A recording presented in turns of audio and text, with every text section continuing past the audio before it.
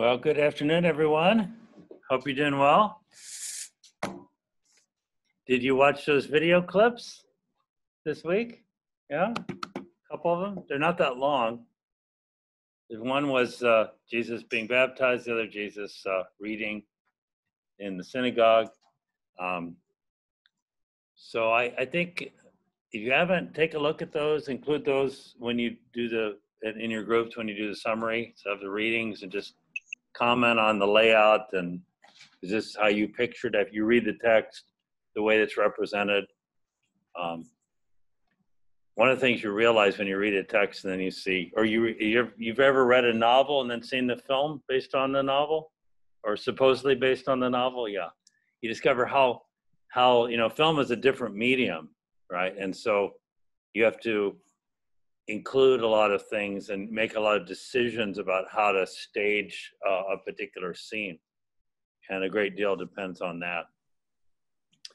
So be sure when you work with your group on working through the homework this week, be sure to add some questions because I'll bring those with me again into class next time. We're doing pretty well in terms of moving ahead on staying on track, on schedule in this class thus far. I thought today I'd like to talk about some things I didn't get to the class before the last one, which was on the different interpretations of Jesus historically. I think I'll talk about, maybe partly for entertainment's sake, some unusual views of Jesus.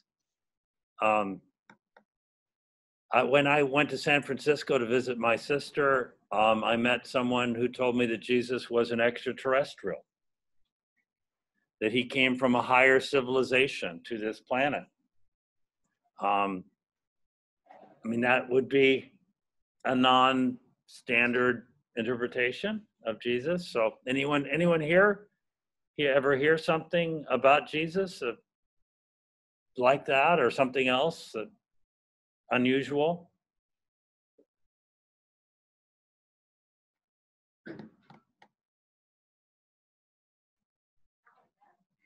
What's that? Not like that. Not like that. I like that.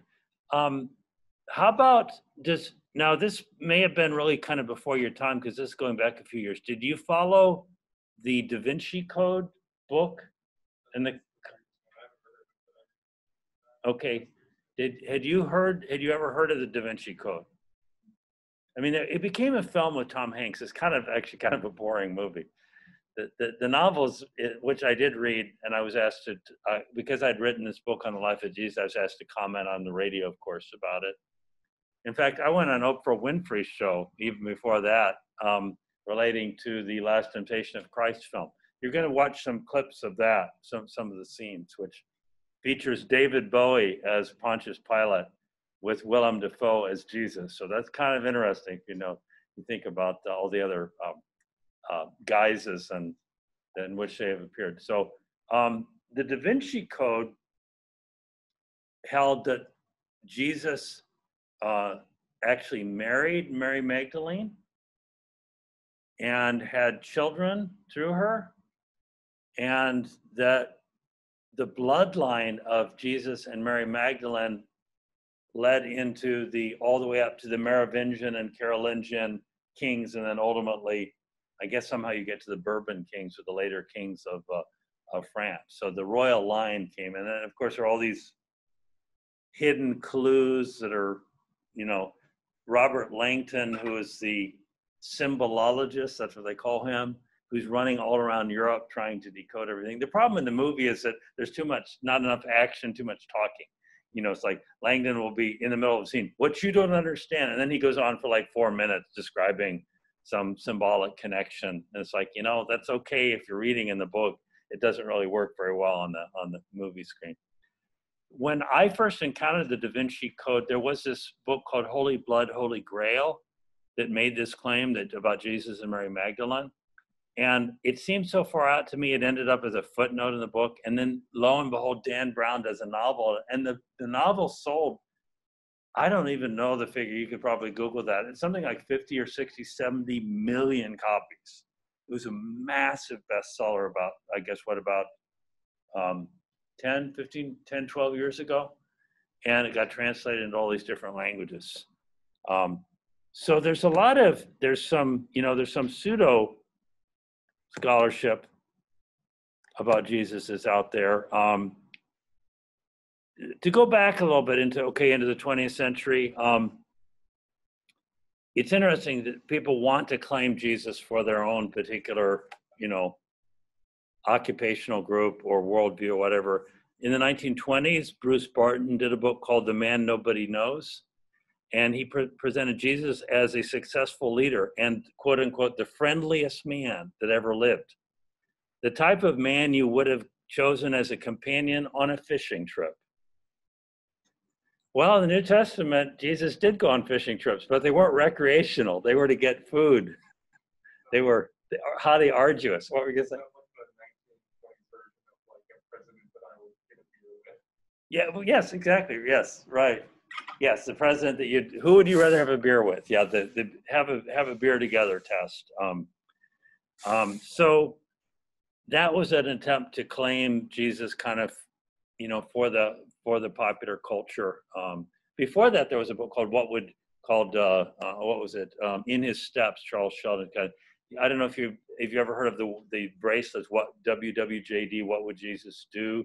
Those came out of a book in which a whole city decides that they're going to try to live like Jesus. Jesus doesn't really appear as a character, but people are trying to imitate him. And so it's kind of like, what would society be if people lived according to the ethical principles that Jesus taught? In the 1960s, Hugh Schoenfeld did a book called The Passover Plot. And in this one, it's definitely not a traditional Christian interpretation of Jesus. Jesus is sincerely convinced that he's the Messiah, but he is basically a sicko, and he plots his own arrest and crucifixion. So it's almost like he has a masochistic desire to suffer. And so he presents himself, he follows. And then in the Passover plot, he doesn't actually die. He simply goes into a swoon, and then the cold, damp tomb revives him again. And somehow if you follow out the logic of this, he had to fight off the Roman guard and then convince his apostles that he was the Lord of life and had risen from the dead, and then sends them out to preach. So it's a completely different plot line. There's a book called by Levi Dowling called The Aquarian Gospel of Jesus the Christ. And there's a book by Elizabeth Clare Prophet called The Lost Years of Jesus. And they represent Jesus as I think he's one of the ascended masters. He's one of these spiritual beings, almost like an alien Jesus or extraterrestrial Jesus. He comes down from some spiritual realm. And this actually builds on some ancient ideas that Jesus resided in Egypt, and that what is Egypt known for in ancient times? Magic. Sorry? Pyramid. Yeah, the pyramids. But Egypt was known in the days of Jesus as a center of magical practice. The Gospel of Matthew speaks of the flight into Egypt.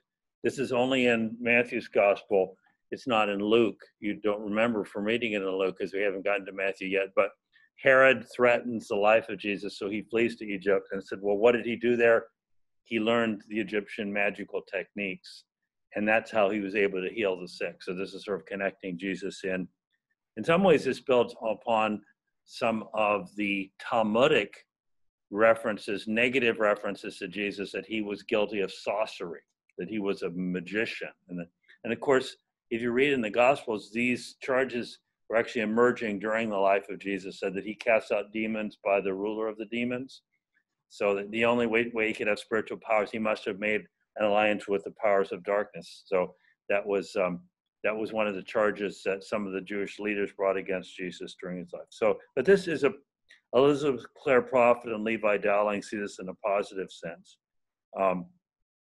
I think I mentioned The Life of Brian that came out in 1979. That's Monty Python, and there's a first century Jewish carpenter named Brian who bears a strong resemblance to you know who, And I think I mentioned the scene where his shoe falls off and there's a dialogue.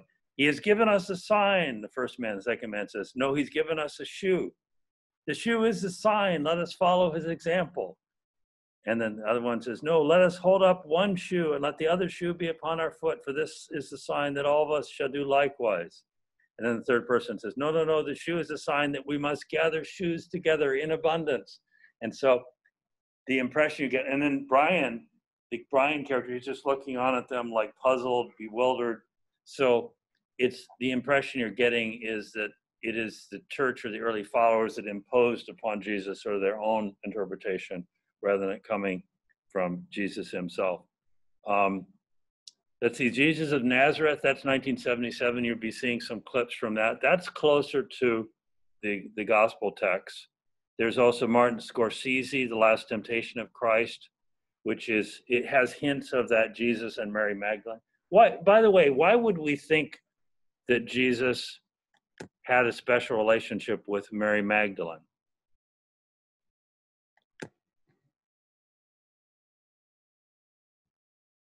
Anyone online or, yeah? I mean, she was one of the only women in the Bible who he spent time with more than one, yes, and more than one interaction. Good. Yes, it is true. Whenever Mary Magdalene's name comes up surprisingly often, the resurrection account in the Gospel of John is maybe the most famous because Mary is she was early given the title of the apostle to the apostles because she is the first in the Gospel of John's account to report back to them. Did you have a comment too? I was just going to say that she's a really prominent woman figure in the Bible, Mm-hmm. and I think that's someone that Jesus needed to be a prominent figure, not just besides Mary. Mm-hmm. He needed someone else. Right. She's listed again and again as one of the followers. She's appearing in different scenes with him.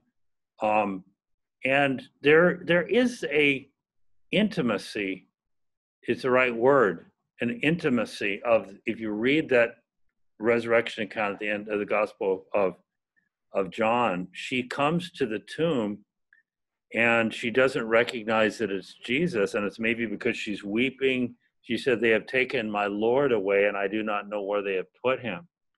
And then Jesus says to her, and it's very dramatic if you read it in the original Greek because it's all put in the present tense. Jesus says, it's like, says Mary. And then she says Rabboni, which means, and then the very next thing Jesus says, he said, stop clinging to me. So the scene you have, again, you have to think like a cinematographer, you're putting this on the camera, is that Mary has, I picture her like falling to her feet and like grabbing his feet or something. This is a famous, if you know the history of art, this is called the Noli Tangere, do not cling to me. That's what it is in Latin. And it's just a translation of what Jesus said there in the Greek. So do not cling to me. It's almost like he's saying, I'm not about to disappear. Don't feel like you have to pin me down to earth, that I'm going to disappear any moment. He says, I've not yet ascended to my Father and your Father, my God and your God. But there's something very, very intimate about this. Now, the thing is that our culture often interprets any kind of male-female closeness, emotional connection in sexual terms. And you see this in the Jesus Christ Superstar film. I don't know that I included that clip, but there's a film from a song from the 70s from the Jesus Christ Superstar production called I Don't Know How to Love Him. And basically this is Mary following the traditional view, which is not directly supported in the scriptural text, that Mary was an ex-prostitute. Never says that. And she's often identified as a woman who washed Jesus' feet with her tears. That's not in the text. So these different characters are all kind of conflated. All we know is it says in Luke that 7 demons were cast out of her. And so people presume, well, that meant that she was demon possessed, so she was a prostitute. We cannot draw that conclusion. But the idea is that she's this ex-prostitute is struggling with how to relate to Jesus. So there's some things in the text that point to an unusual level of connection. But of course, the idea of the marriage and sexual relationship, all of that is completely hypothesized. And it's striking that there's not even any hints of that for centuries, well, more than 1,000 years. I mean, until we get to modern times. So it does seem almost that people wanting to insert a kind of interpretation that's not there. So let's see. There are some who argue that Jesus never existed. That's one of the really radical views. And that first emerged in the late 1700s. There were disciples of the British skeptic Lord Bolingbroke, who said that Jesus never existed at all. Constantine Francois Volney and Charles Francois Dupuy taught that Christianity was just an updated blend of Persian and Babylonian mythology with a mythical Christ at its center. So it's like you take solar mythology or lunar mythology and you kind of blend it. Actually, one of the things that was claimed is that because there were traditions in ancient times about a dying and a rising God, like the Osiris myth in Egypt, is Osiris is dies and then is dismembered and then put back together again, and then he rises again. The thing is that these fertility gods were gods, they didn't die just once, but they died every year when we're coming into the death of Osiris here, I guess, because the leaves are going to be falling off the trees here, right? So that's like the annual cycle of death. And maybe in Greek mythology, the myth of Persephone, who's taken into the underworld, and that represents the time of death when the vegetation dies and then it's reborn again. There's something fundamentally different. The Christian claim when Jesus rose is that he entered into a new sphere of life into which others will enter later. It isn't a nature cycle. But in any case, the French skeptics who wanted to find a different way to interpret Jesus generally interpreted him along those lines. In the 19th century, there was a denier of Jesus' existence named Bruno Bauer, who was highly skeptical. He actually also said that Paul did not write any of the 13 letters in the New Testament that were attributed to him. And Bruno Bauer had a certain student in his class that transmitted his very skeptical views about Jesus to many people around the world. You may have heard of this student. His name was Karl Marx. And so Marxian literature all throughout, the Soviet Union, China, all through the communist bloc through much of the 20th century, some of it actually made this claim that Jesus never existed at all. There's only one major scholarly defender recently, the tiny number who argues for the non-existence of Jesus, a guy named George Wells, who was a professor of German in London. And even he's softened his position a little bit, saying, well, maybe there was a Jesus after all.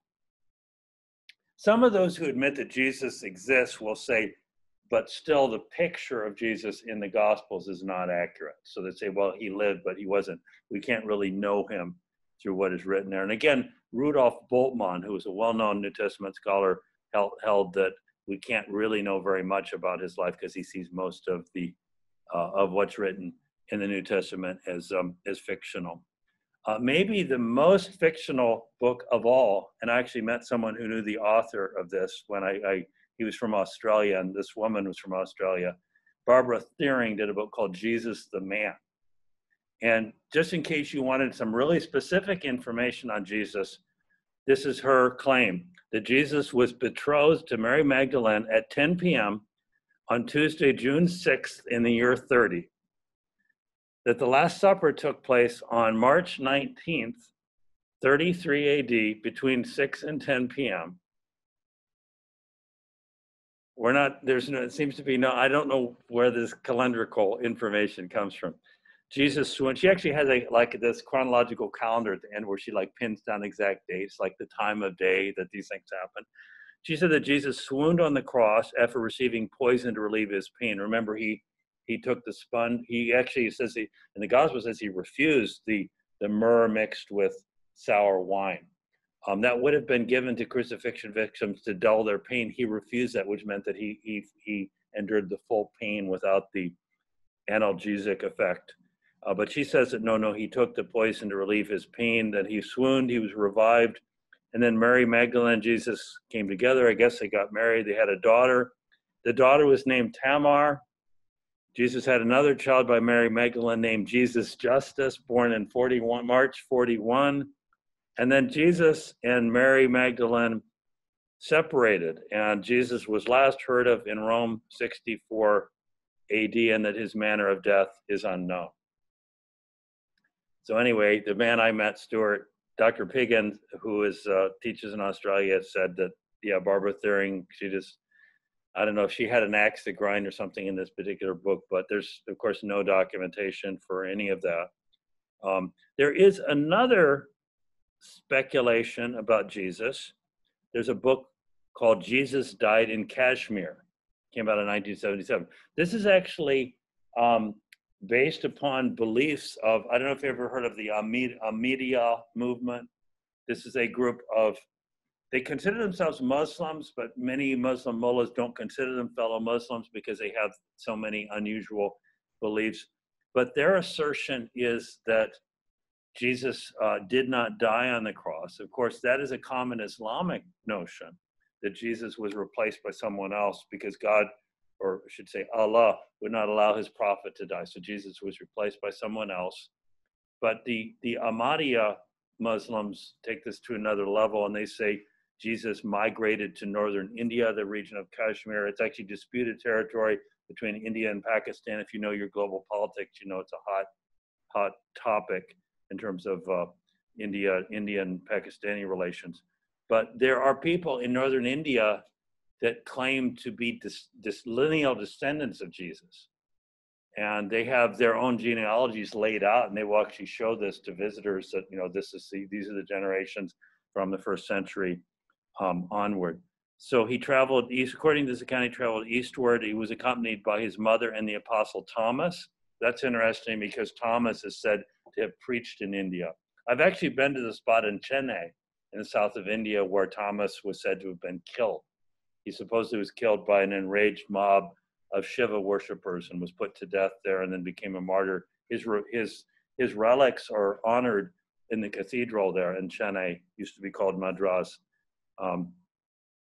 So anyway, these are some of the other kinds of stories and accounts about Jesus that exist. So this raises the question, this is what I'd like to get into today. And oh, by the way, I do have a meeting after this. We're going to end a few minutes early today, so I think we'll have time enough. So this question of what can we know, how can we know it? And I'll just talk through some of the questions there. This has come up a number of times already in a discussion. We could talk first of all, basically about two different things, non-canonical materials and canonical materials. It should be clear that the bulk of what we could say about Jesus would be based upon the canonical Gospels, Matthew, Mark, Luke, and John. But there are non-canonical sources, and these fall into different categories. By non-canonical, I mean anything that's not included in the New Testament. So they could include, first of all, references to Jesus in non-Christian sources. We just briefly touched on that. Greco-Roman authors, Suetonius, he was known as the one who wrote on the lives of the Caesars. He gave all the gossipy inside information on what life was like at the Roman, the high level Roman court, and a lot of it's kind of scandalous about the early Caesars. Pliny the Younger is another. Tacitus was a Roman historian. All of them say something in relation to Jesus. The Jewish Talmud mentions Jesus, and rabbinical writings. Now, the most famous and most important of all the non-canonical sources has to be Josephus. He's the one who wrote the work on the antiquities of the Jews. It's a comprehensive history that starts with creation, according to follows the biblical account, but then he takes the story all the way up to his own day. He was a Jewish Pharisee who was pro-Roman. He did not believe that the Jews should have rebelled against Rome, and he ended up in the employment of the Romans, becomes friends with the general, I think it was Vespasian, who became emperor, and then he gets set up for his research project in Rome with access to all the library there, and basically in employment. Some people are skeptical, say, well, he's a Jew, a Pharisee who sided with Rome. Can you really trust what he has to say? But there are various tests that we can apply, and he's a pretty careful historian for the most part. And what's remarkable is that he has something to say about the life of Jesus. And I'll start with this because this is the most important. This is This is the way it appears in the text of Josephus as it's come down to us. And there's some question as to whether he wrote everything. Listen to this. Does this sound like it came from Josephus? And there's some skepticism about certain phrases. About this time, there lived Jesus, a wise man, if indeed one ought to call him a man. For he was one who wrought surprising feats and was a teacher of such people as accept the truth gladly. He won over many Jews and many of the Greeks. He was the Messiah. When Pilate, upon hearing him accused by men of the highest standing among us, had condemned him to be crucified, those who had the first place to come to love him did not give up their affection for him. On the third day he appeared to them restored to life, for the prophets of God had prophesied these and other countless marvelous things about him. And the tribe of Christians, so called after him, has still to this day not disappeared. Okay, this is known as the Testimonium Flavianum, Flavius Josephus. There's certain things in here that's very hard to believe. If, like, he was the Messiah, okay, Josephus could not have written that unless he were himself a follower. I mean, that's inconceivable. Also reference the third day he appeared to them restored to life. That's professing belief in the resurrection. There are some scholars who are more skeptical, say this whole paragraph was all just inserted by a later Christian scribe, into the manuscript. But I take the intermediate view that I think is most scholars would hold, that part of this does go back to Josephus. If you eliminate part of this, and you can look in my book to see how I've done this with the italics and the main text, but if you omit a number of these statements that seem to be expressions of faith, it looks like you have a kind of neutral description. There was a movement. Jesus was a wise man. He did surprising feats. That's reported by non-Christian sources, that the miracles, the feats of Jesus, healings, and so on. The idea that he won over Jews and Greeks alike, that he was accused, condemned, and that his followers did not give up their affection for him after he died. And then finally, the tribe of Christians. It's not a very positive, see, that makes it more plausible. It's not a positive, the tribe is still with us. So I understand that having multiple sources helps with the validity.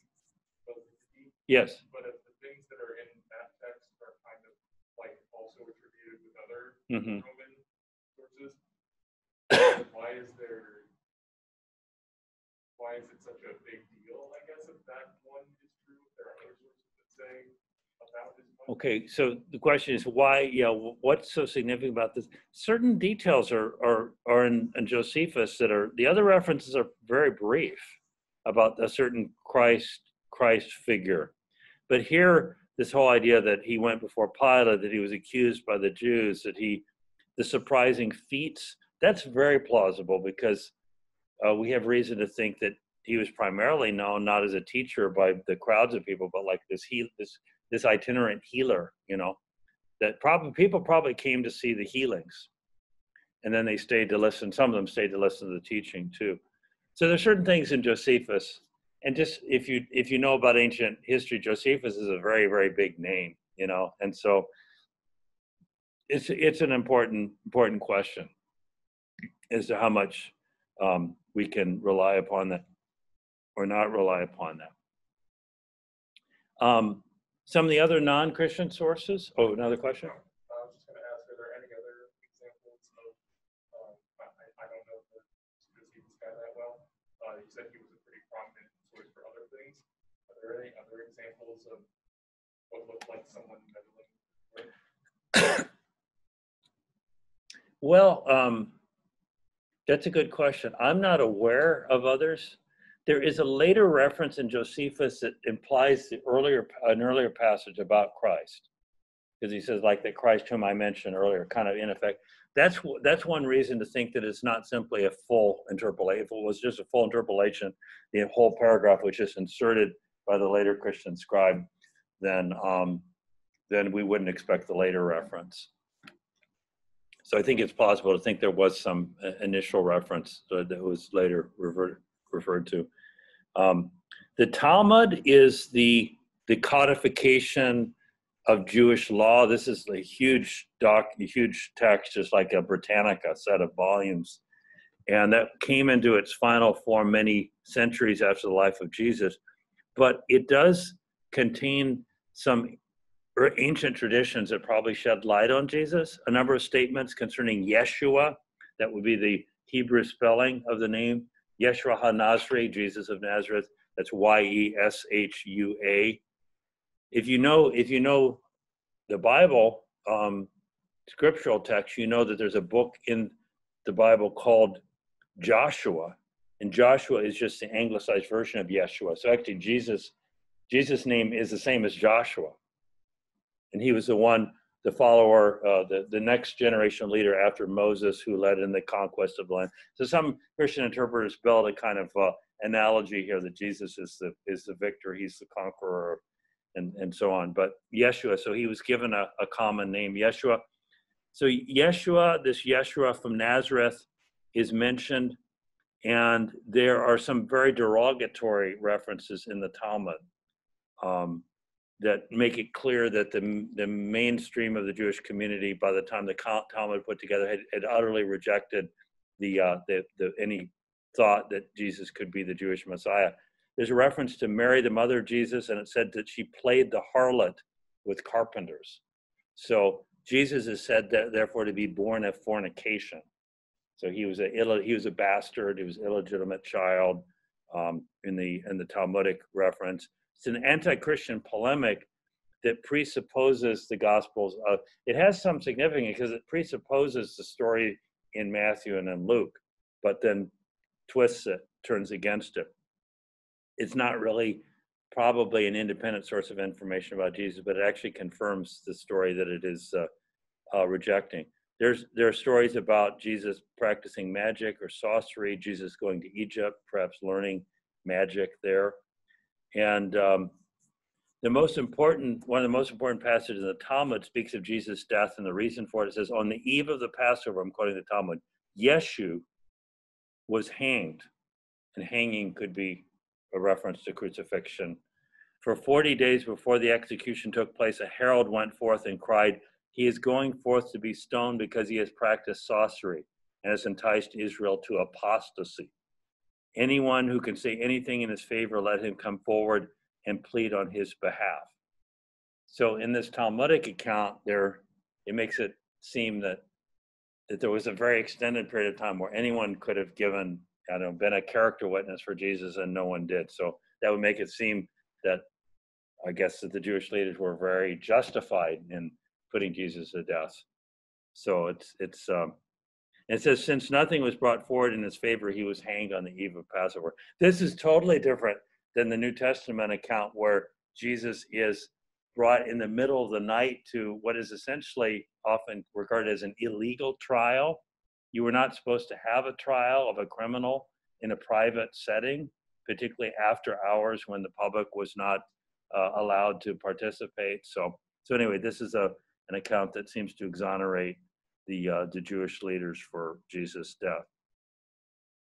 I mentioned Suetonius, who did his Lives of the Caesars. That was completed around 120 AD, and he refers to the expulsion of the Jews from Rome in 49 CE. Yes, there was anti-Semitism against the Jews even in ancient times, including under Emperor Claudius.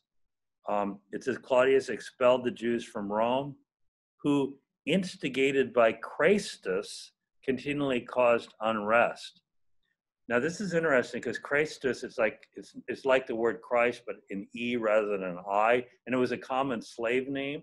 So it seems that there's been some confusion, but what's interesting is that this seems to suggest that there was some kind of there were followers of Christus, or rather Christus, who were already spreading in Rome in the 30s and 40s, and that there was some kind of an unrest that took place.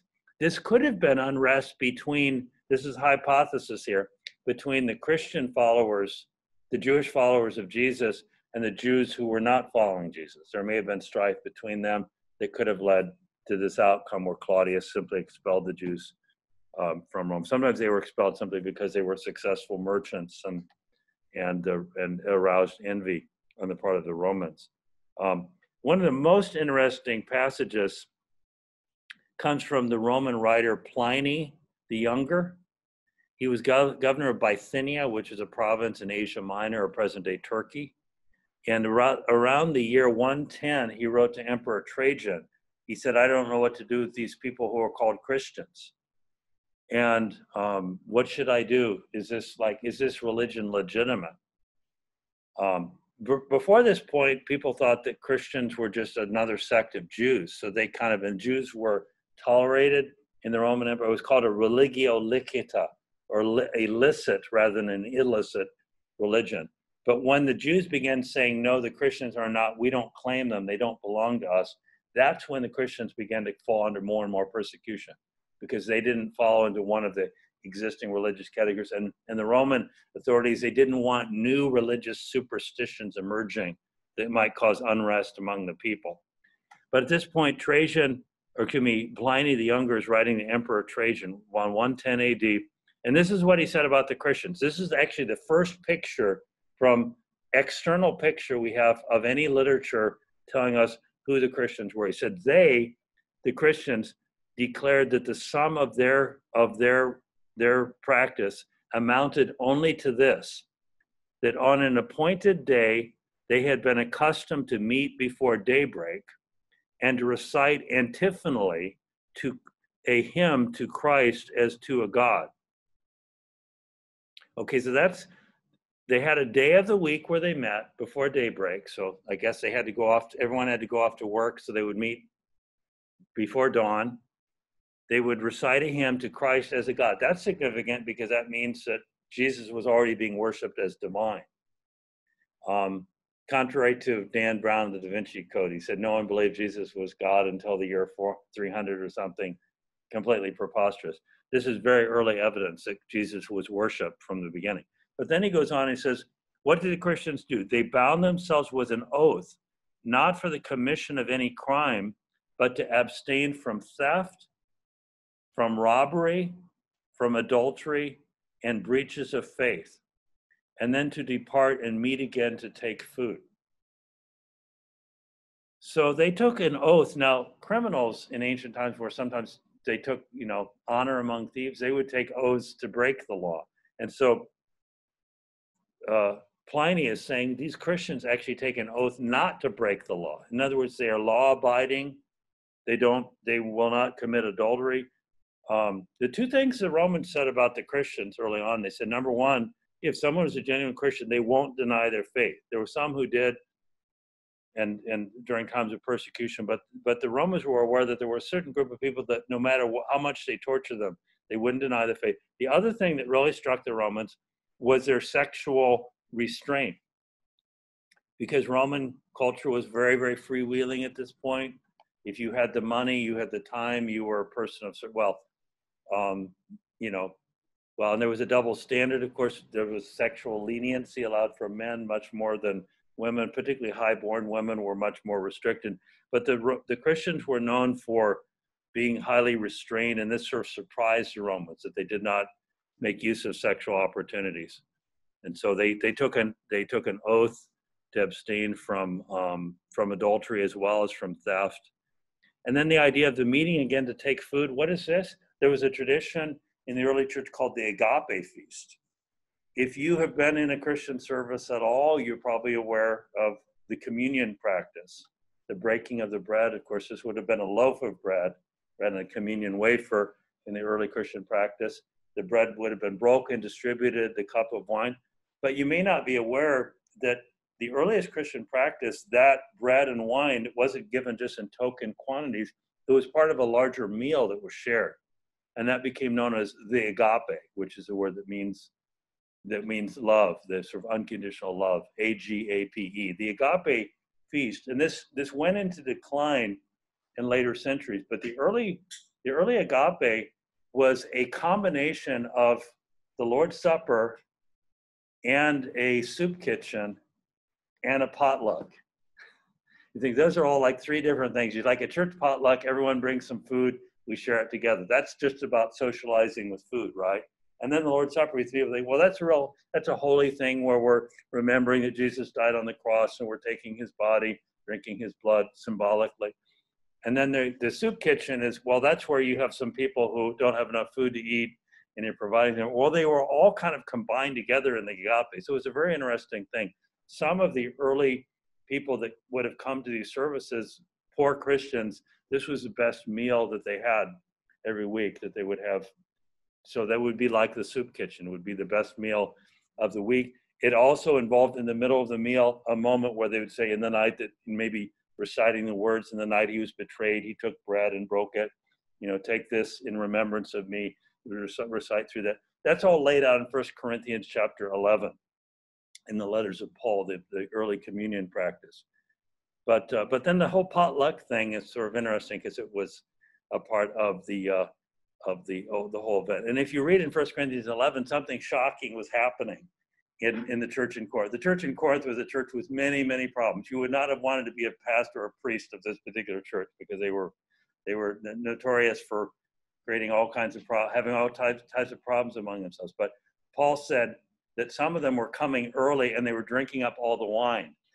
So there was no wine left over for anyone. I don't know, if you're a picture of the New Testament church, it was just this wonderful, point. People had halos over their head. They never had conflicts. I mean, if you read Acts of the Apostles, there are conflicts that are emerging at the very beginning, especially in Corinth. Later, actually, after the New Testament, there's a letter, the first epistle of Clement. It's writing to the Corinth. The Corinthians had decided they didn't like any of their leaders. They deposed all their leaders.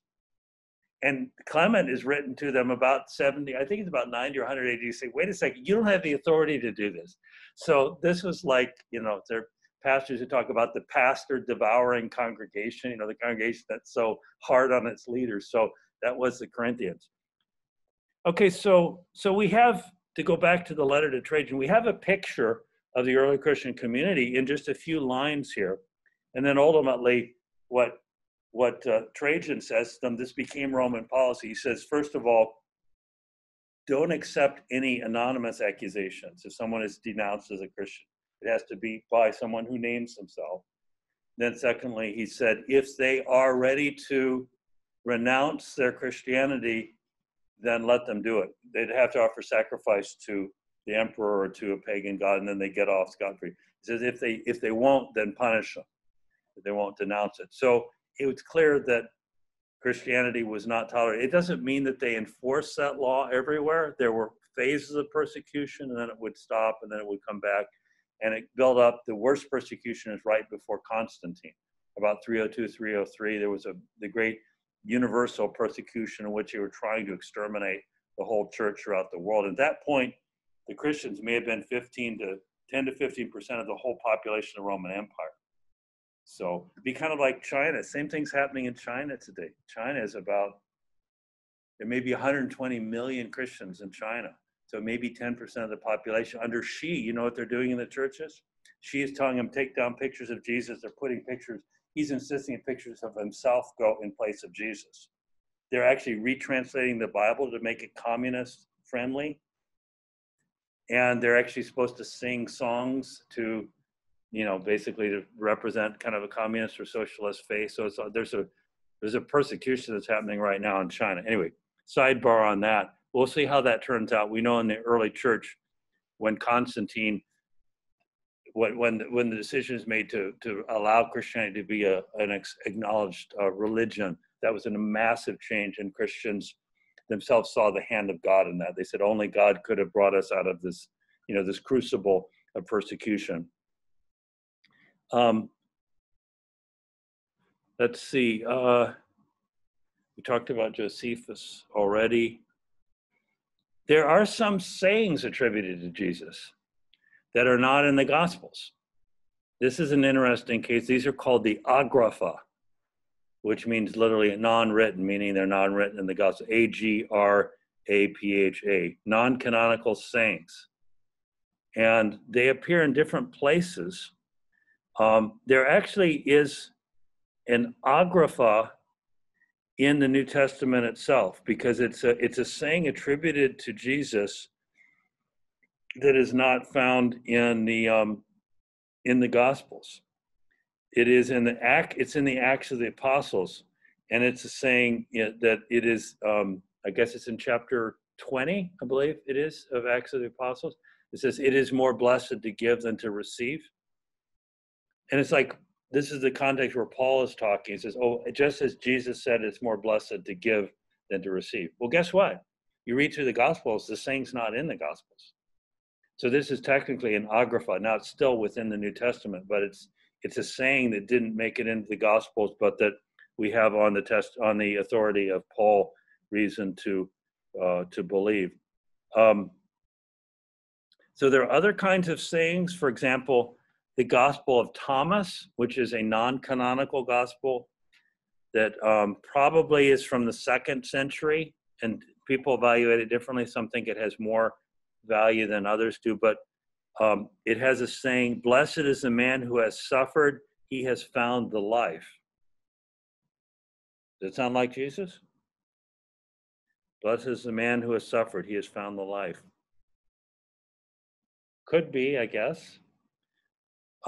Here's another saying from the Gospel of Thomas. "Woe to the Pharisees, for they are like a dog sleeping in the oxen's manger, which neither eats nor allows the oxen to eat."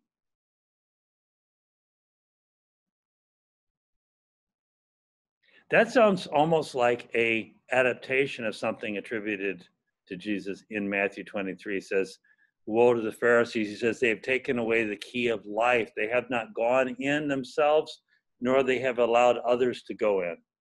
That's like the doorkeepers, that wouldn't allow, that were kind of blocking other people. So this is it's using a different analogy of the dog sleeping. There's some kind of unusual sayings of Jesus attributed to him in the Gospel of Thomas. One of them says, "Split the rock and I am there." Or is it "split the wood? Turn over the rock and I am there," or something like "split the wood and I'm there." That's like, well, what does that mean? Does that mean is that like pantheism? Like Jesus is everywhere, he's under every rock, he's in the middle of every piece of wood? That almost seems like a different view of God that's presented in there. "As you prove yourselves kind, so you will experience kindness." That's in 1 Clement. There's a saying, the Gospel of the Nazarenes, that's another apocryphal gospel, non-canonical. "I choose for myself the best. The best are they whom my Father in heaven gives me." That doesn't seem to go along with New Testament sayings of Jesus, at least there. And then the one I mentioned, Acts 20:35 is more blessed than give to give than to receive. So essentially, if you look at the agrapha, they don't really radically change our picture of Jesus at all. And a lot of the sayings they have some relationship to something that is attributed to Jesus already in the Gospels. There are not a huge number of them, but it's kind of meager. You couldn't really construct a whole picture of Jesus from that. The Gospel of Thomas is the one that some scholars in the last 20 to 30 years have really emphasized. It's not really a gospel. It doesn't tell the whole story of Jesus' life. And there's more than one Gospel of Thomas. There's the infancy gospel. This is called the Gospel of Thomas. It's about 114 sayings. And as I said, some of them seem like "split the wood and I am there." That doesn't seem to be the kind of picture of Jesus that we have elsewhere.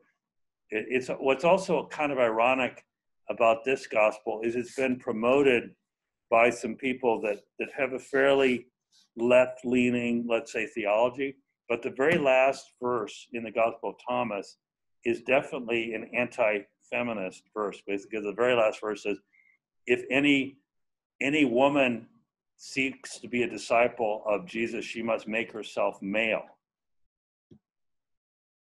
So it's actually much more chauvinistic than anything you have within the canonical Gospels, where Jesus is welcoming women and giving them a role and so on. So it's surprising to me that people would want to promote that that particular gospel.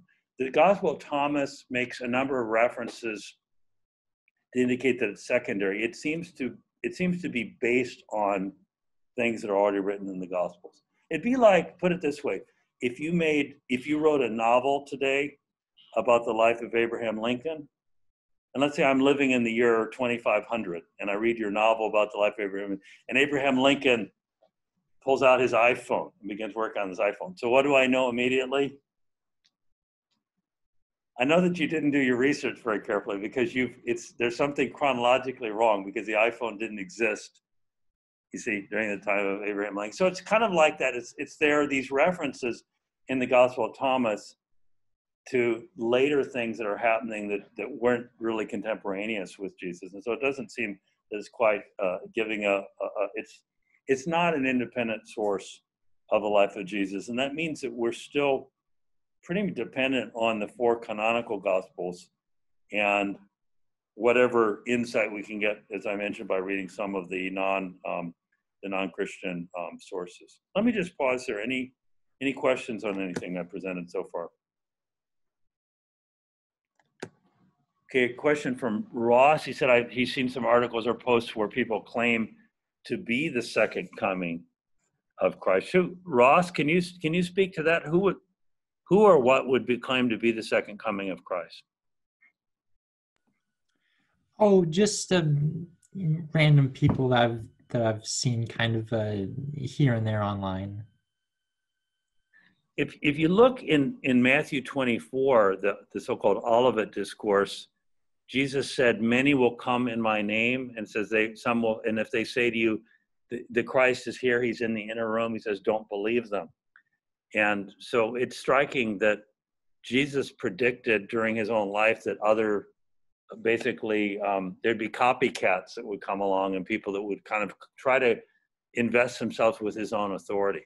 I remember that years ago there was some guy named Benjamin Cream, and he claimed to be the second coming of Christ. Also, Emanuel Swedenborg, he was a esotericist, spiritualist from the 1700s, and he claimed that his writings were in fact the second coming of Christ, so he tried to connect himself to Christ. What Jesus says in Matthew 24 is that his return will be a public event. He says, like the lightning that flashes from the east to the west, essentially that everyone will see this together.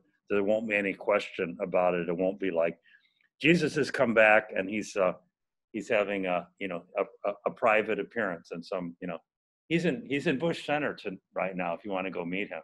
Now Jesus is saying, no, it's not going to quite be like that. Tara asks or commented about, Mary Magdalene, the one who noticed his body was missing from the tomb. Yeah, Mary's given a special role in regard to the resurrection account, but that comes out especially. She's mentioned the other accounts because I've got the women going, but there's something, Mary is kind of in the foreground in the Gospel of John. Any other questions?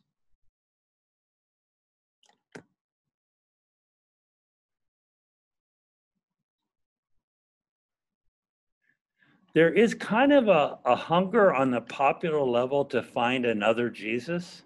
Some people really kind of, Philip Jenkins wrote a whole book on the kind of the hidden gospels and this, and he sees it more as a cultural thing that like people say, I'm bored with the Jesus I've heard about in the church. I want to find another Jesus. So that's why I think books like the Da Vinci Code sold as well as they did. The idea that also this idea that people can't resist that the Vatican Library has some secret gospel that's like kept under lock and key, for centuries, the real story, about Jesus. Now we're getting into kind of like, tabloid territory, right? Like, inquiring minds want to know, the National Enquirer, sort of two-headed baby, the other Jesus. So there are a lot of reasons that people, if we want to be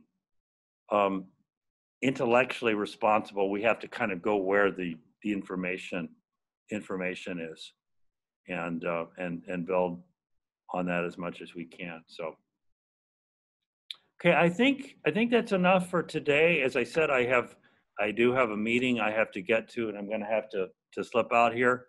So I think I'm going to stop a little earlier today. Don't get used to it. We won't do this often, but please turn the homework in on Sunday. Do as you work with your group.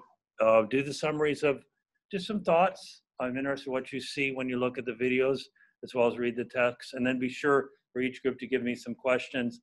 And I'll bring those with me when I come to class on Tuesday. And enjoy the weekend. I have a question. Yes. Are you going to email us the assignment? The assignment's in the syllabus. Oh, okay. Yeah, it's listed day by day. So whatever is listed as a reading is up to from the last readings you did for last week. It's listed week by week under the day. Okay. Thank you. And then Sure. we just turn it in on the Google Drive. Yep. All right, perfect. Thank you. Okay.